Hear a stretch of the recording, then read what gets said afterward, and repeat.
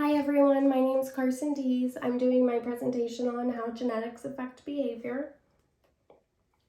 So behavior epigenetics is the belief that child development is the result of an everlasting bidirectional interchange between the genes they've inherited from their parents and the environment which they are raised in.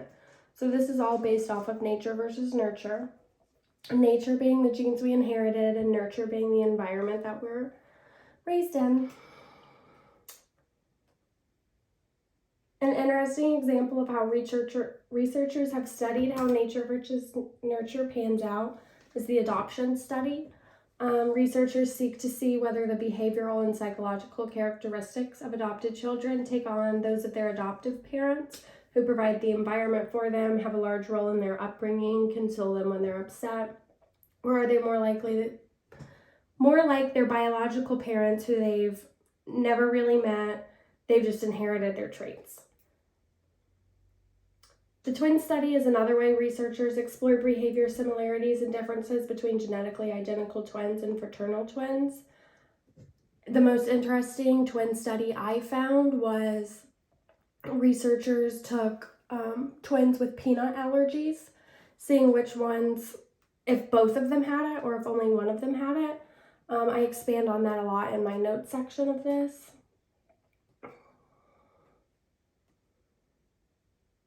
How genetics affect physical development.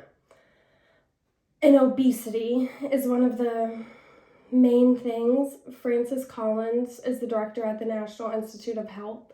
He states roughly 60 to 7% of the risks of obesity are inheritable ones.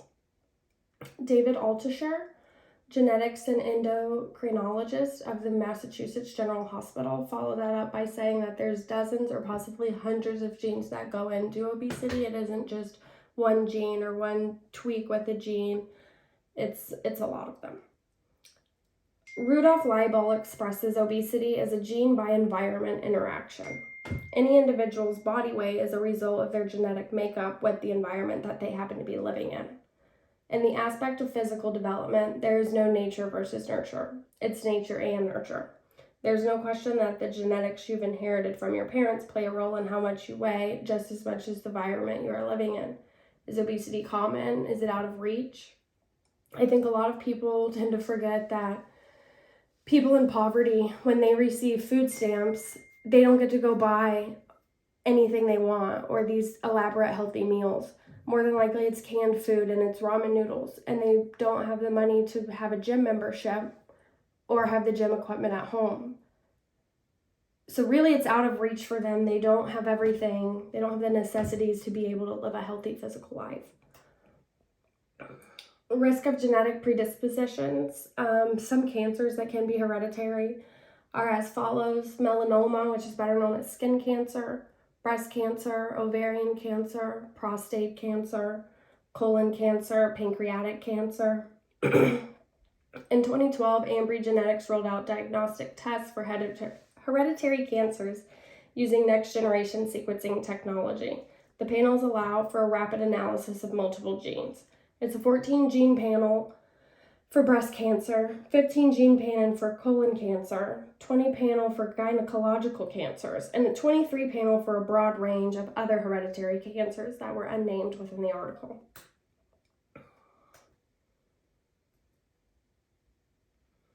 Cognitive development. Back to nature versus nurture, parenting styles do matter. Typically, married parents incorporate the same type of parenting style, but not always.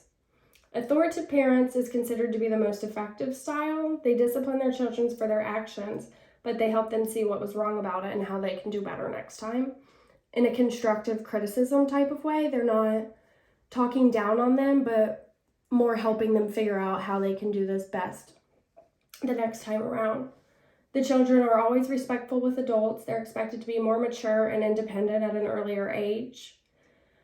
And mental disorders that are hereditary would be depression, bipolar, anxiety, ADHD, dyslexia.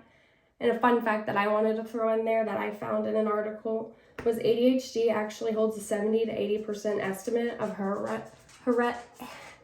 heritability rate. It's so hard for me to say that word. My mom has ADD, and me and my brother both do, so that proves that. Also, environmental aspects for cognitive development. Environmental plays a role just as much as your parental styles play a role. Did their parents pass them off to the friend's house every chance they got? Did their grandma technically raise them? Those living in poverty typically have a higher chance of having neglectful parents due to them working overtime trying to make ends meet and being able to provide for their children, or they could possibly be addicted to substances, just MIA, not in the child's life. Where you live also dictates where you're zoned for school, so that plays with your educational opportunities. You're getting the same base curriculum across the state of Florida, but you're not getting the same experience and connection maybe with your teacher at a public school in a bad neighborhood than you would at the charter school or the private school 2 miles down the road. Going into social and emotional development, communication begins with the parents. This is where the children get their foundation that they're going to carry until they become mature enough to know that it should be different.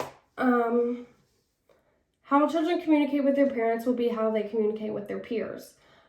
I like to use only children for an example. It is nothing against only children at all. They're not used to having to share because they don't have another sibling. So when a peer won't give them the toy that they're wanting, they typically throw a tantrum because that's not what they're used to. If emotions run high in your household, your mom's upset, so she shuts everyone out or responds with snappiness or she's crabby. The child's going to take note that when they're mad or upset, that they should bottle it inside. Possibly when they're older and more mature, they will realize that you solve conflict with verbal resolution, not by putting it up on the shelf. Or they may always use this pattern because it's all they've ever known, that's all they've ever seen, which is the scary part. How you're consoled when a time of need plays a role in how you show affection towards people, how you form your relationships, how fast or slow it takes you to trust someone, and knowing when to express your emotions. In this aspect, in my opinion, it's a high amount of nature and a small amount of nurture. You can still provide for your children and be a model parent no matter the environment that you're living in. I have a video by Robert Plemon on how do genes and environment affect our development and intelligence. I think he covers everything really well that I've talked about in this presentation. I won't play the video because it is 11 minutes, but I do have the link to it and it will begin playing for you all. In conclusion, I think genetics play a bigger role than parenting style overall. If you're the offspring of parents with lifelong substance issues and are adopted by a wealthy, educated, put-together family, you're still going to be just as susceptible to addiction if you are ever present in this type of setting. God forbid you ever are. If your parents are musically, physically, or intellectually inclined, odds are you will be too, and they will provide an environment that flourishes in whatever that inherited trait may be. For example, if your dad plays basketball all his life, if that's what he did in high school, he's probably very tall. He's definitely physically inclined. You might not be the best at basketball, but you'll be good at a physical sport, whether that's football, baseball, or so on. I hope you guys liked my presentation. I hope it was informational.